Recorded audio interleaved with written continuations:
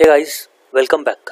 So in the last few videos, we learned how to implement a binary heap using an array.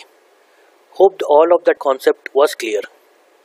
Now in this video, let's see how to implement a binary heap using references.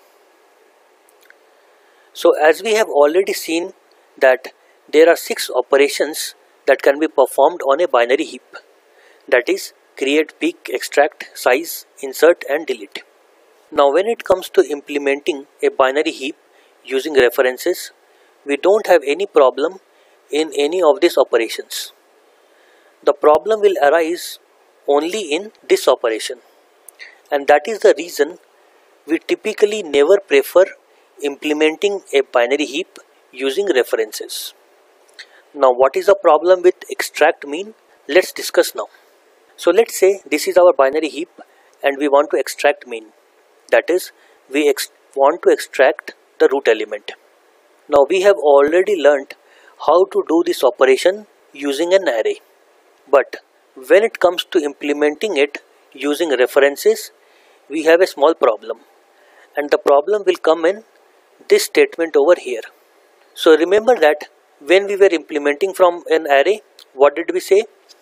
We take out this tree, take the last element, put it over here, and then we do a adjustment. And how did we get to know the last element? We simply go to the last element in the array and we know this.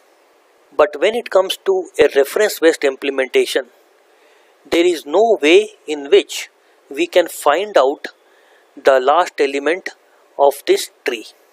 So let's say this binary heap is implemented using linked list.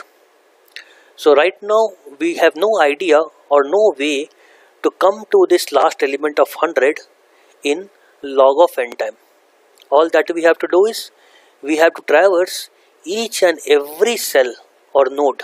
So we first traverse here, then we go here, then we go here, then we go here, and finally we come to this level, and then we see that 100 is the last element in this level.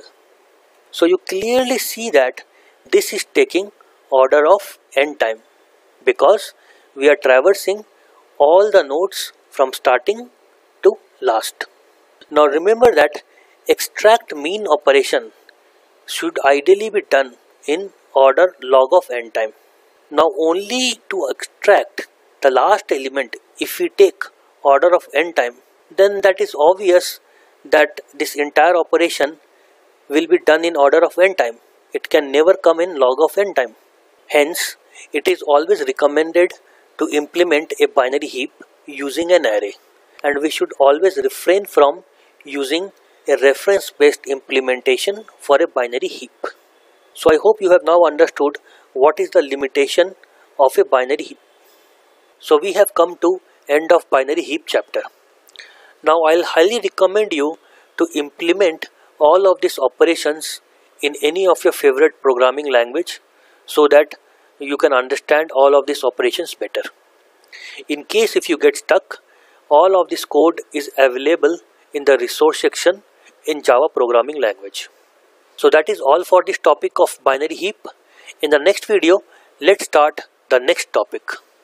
Thanks for your time. See you in the next video.